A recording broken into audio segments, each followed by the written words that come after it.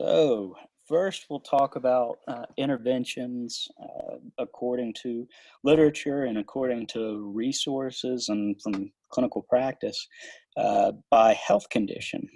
And we'll start with spondylolysis and spondylolisthesis.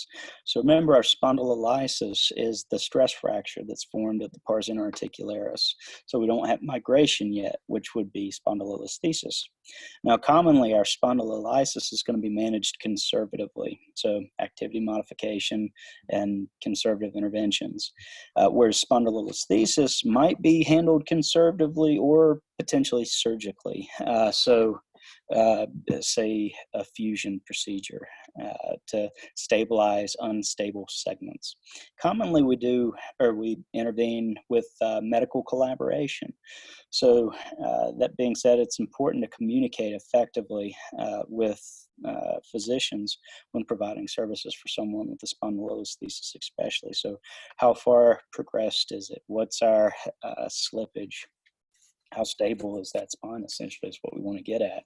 And noting the stability, noting the relative concern and the relative threshold for when a referral back would be warranted. Now, early on, commonly we're going to be addressing muscle guarding. So remember, with a structural instability like spondylolisthesis, those muscles might be working overtime to try to stabilize that unstable segment. So we might be working on active range of motion exercises, avoiding positions that are going to be problematic, like extension positions, but maybe a semi-flex position back to an upright position, active range of motion type exercise to try to essentially increase blood flow to those muscles that are painful. So improve access to nutrients and oxygen by increasing blood flow to the area.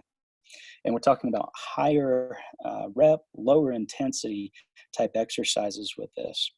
Soft tissue mobilization could be helpful to the paraspinals as well. And also thinking about the hip musculature as well in terms of flexibility, as we've talked about with the health conditions lecture. So stretching might be beneficial for these patients. Also, stabilization exercises can be really important. So stabilization, working on coordination exercises for the multifidi, for the transversus abdominis, can aid in improving stability to that area. And not only just activation, but working that into function and really trying to get activation during activities where the patient might be predisposed to pain provocation, that is. So discogenic pain, active range of motion exercises can be helpful, but active range of motion within limits that don't increase the patient's lower back pain.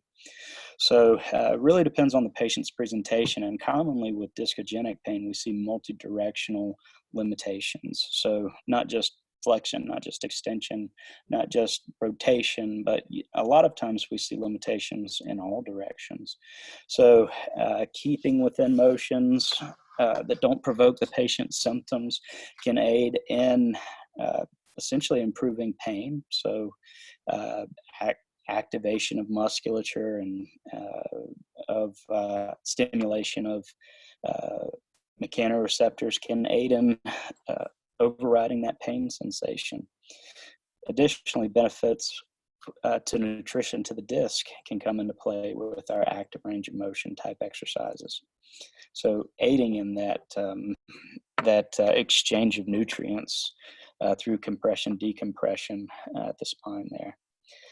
And addressing muscle guarding, and we might take different strategies for this, but potentially soft tissue mobilization, especially if the patient has pain and extreme positions where we're maybe not wanting to take the patient to an end range position to do a manipulation or a more aggressive joint mobilization.